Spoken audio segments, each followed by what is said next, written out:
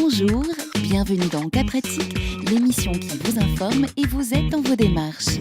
L'hépatite B et les papillomavirus sont des infections sexuellement transmissibles qu'on appelle aussi des IST. Mais contrairement aux autres infections, il existe des vaccins. Alors n'hésitez pas, demandez-les à votre médecin. La plupart des IST se soignent facilement, mais non traitées, elles peuvent entraîner de graves complications. Pour ce qui est de l'hépatite B, les signes possibles sont la fièvre, la fatigue et la jaunisse. Ces signes apparaissent en règle générale 2 à 8 semaines après la contamination. Le seul moyen pour savoir si l'on est infecté est de réaliser une prise de sang. Si l'hépatite B n'est pas prise en charge, vous courez des risques de cirrhose et de cancer du foie. Et si vous êtes enceinte et infectée, le nouveau-né peut être atteint.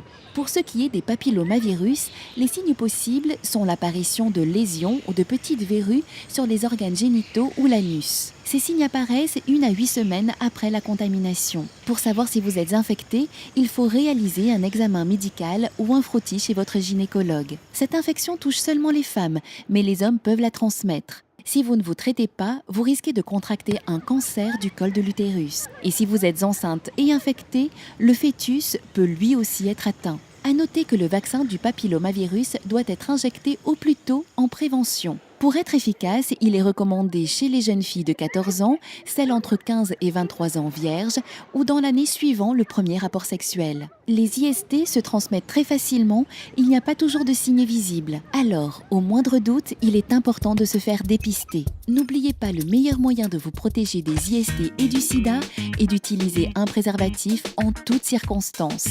Pour plus d'informations, n'hésitez pas à nous contacter sur info@capratique.fr. Merci et à très bientôt pour une nouvelle information pratique.